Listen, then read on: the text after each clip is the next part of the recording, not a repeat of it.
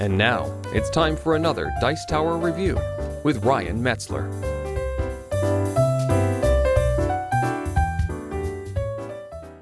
Hey everyone, it's Ryan Metzler here yet again, and today we're going to take a look at a game that is both older and newer at the same time.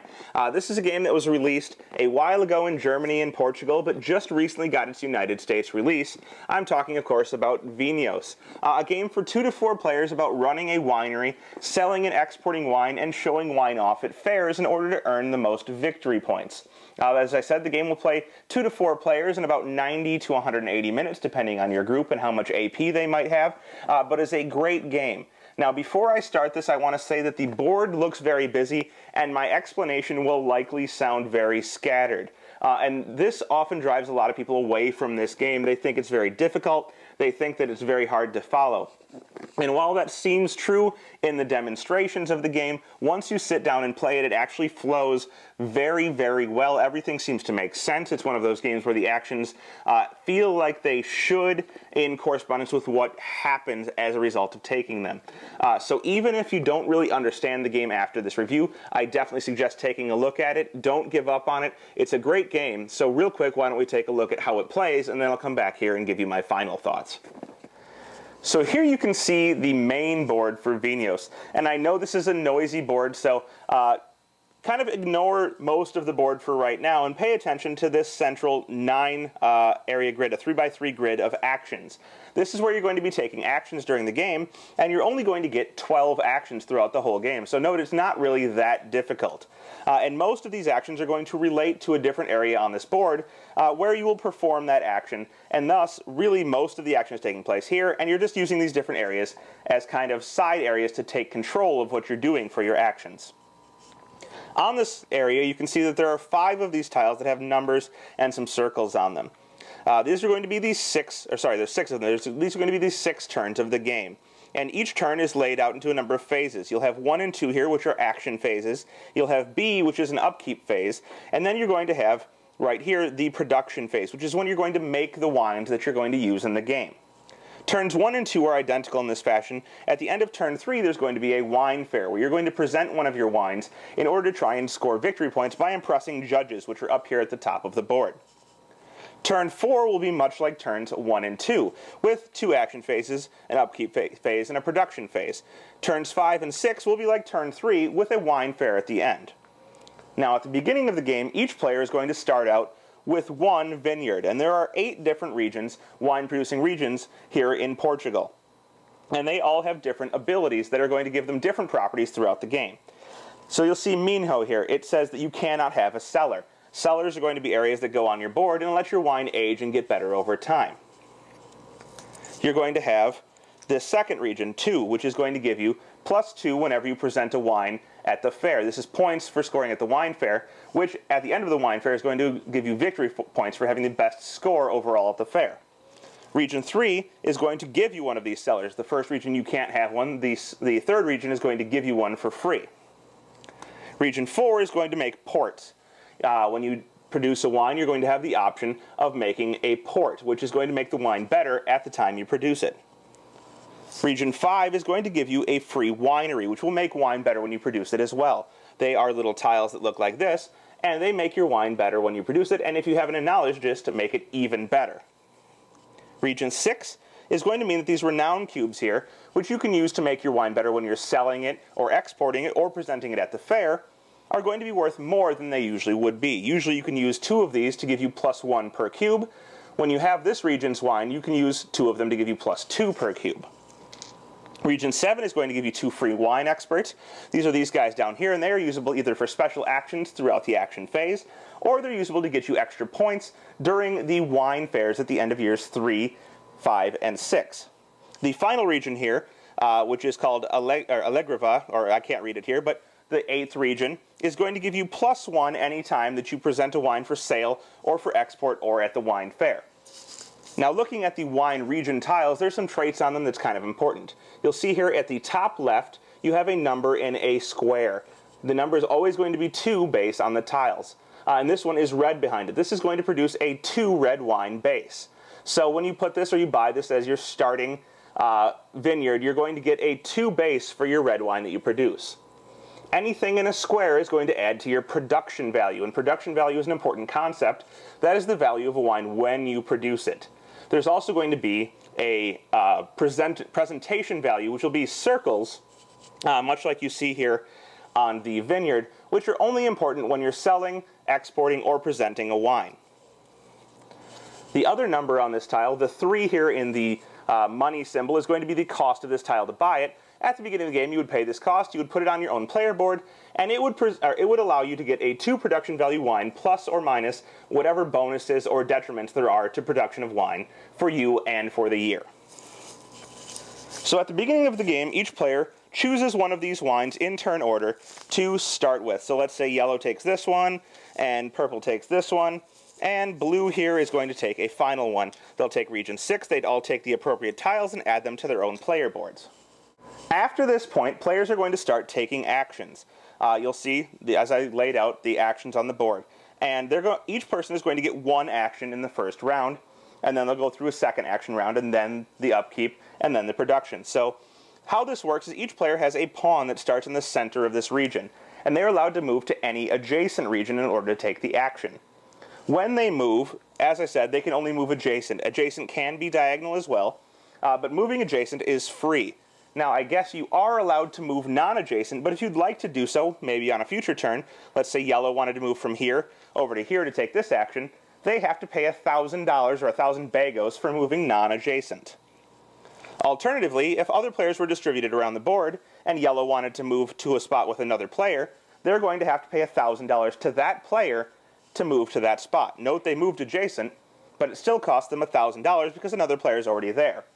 Likewise, if they move non-adjacent to a spot with another player, they have to pay $1,000 to the bank and $1,000 to the player who's already there. Finally, if they want to move to the spot where the current round marker is, they have to pay $1,000 to the bank as well. So moving to a non-adjacent spot with another player and the current round marker is going to cost $1,000 for the movement, $1,000 to the player who's currently there, and $1,000 for moving to the spot where the current round marker is. Each of the actions does something different. So at the top left, we'll go over the actions real quick. You have buying a new vineyard. Well, I showed you the vineyards over here. You can buy a new vineyard for whatever the cost is and add it to your region. Now, when you buy a new vineyard, you're going to put cubes out onto the appropriate vineyard spot. And we should have done that at the beginning of the game as well. So when you buy a new vineyard, you would put one of these cubes out onto the spot and you would add the vineyard to your board. If you already have a wine vineyard of the same color from the same region, each region can produce both colors of wine, red and white, you can add it to the same total vineyard. But if it's a different color or a different region, you have to start a new vineyard.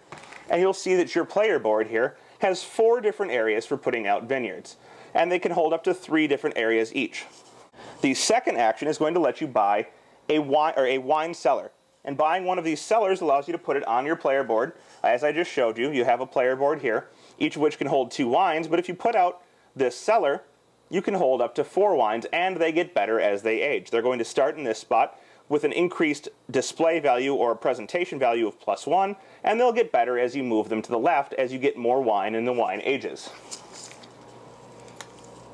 Additionally, anytime you take a cellar, you're going to add one of these renown cubes to any spot that you want, which would give that region more renown, which is important for other things. The third area here is going to let you take the wineries that I showed you earlier. These are going to increase your production value, either +1 or up to +3 if you have an enologist down there. Note the squares again denote production value, not presentation value. The fourth position here is going to let you get these wine experts. Each of these wine experts is for a different aspect of the wine.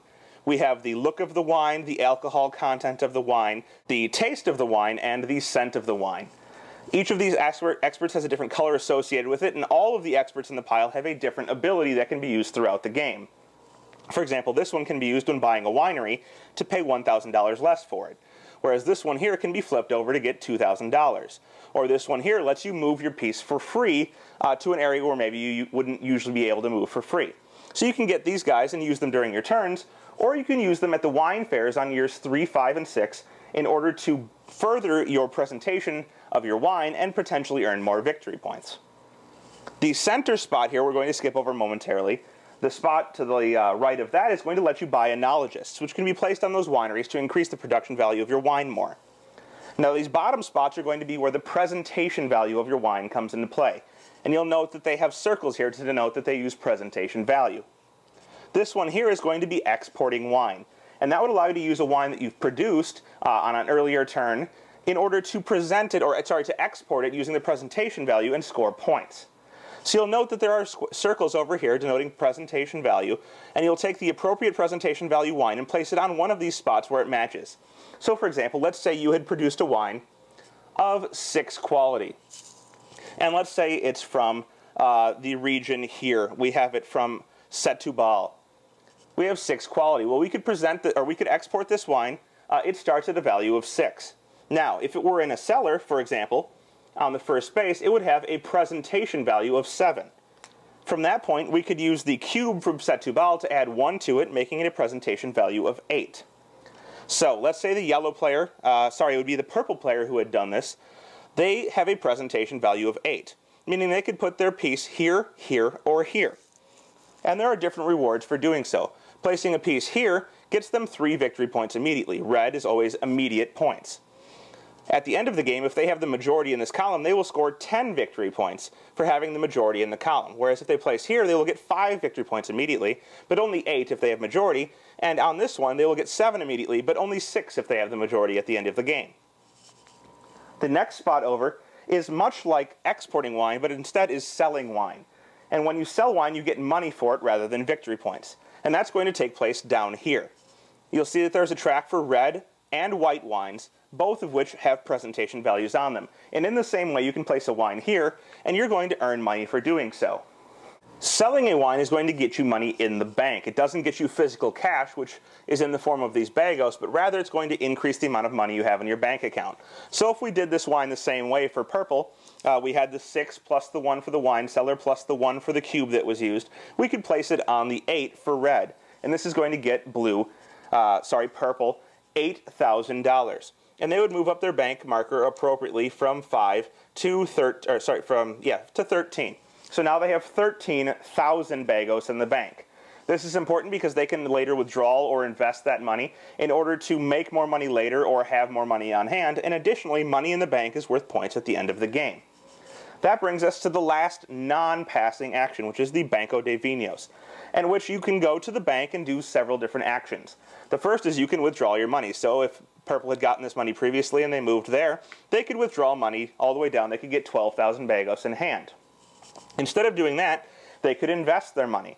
In this case, they could go from their current investment of +1 money per year up to, by paying -3 money, +2 money per year. So they would go down 3 money, and now every year they're going to make 2 money. If they invested another $4,000, going down to 6, they could make $3,000 per year. On any turn, you can actually divest your accounts, getting money for divesting, going down in your investments, and you can pull that money out immediately if you're in a crunch for money. The final spot on this board is the center, which is the pass or press release action, which is going to relate directly to this wine fair over here, as it's a way to present a wine at the wine fair early. Now, there's another area of the game that I haven't quite covered totally yet, and that is going to be how wine is produced. And that's important before we go on to this fair area. So, if you look at the beginning of the game, there is a weather tile out, and it says that the production of your wines is not affected this year. This is going to be an area that affects production of wines. It has a 0 in it, means nothing happens this year.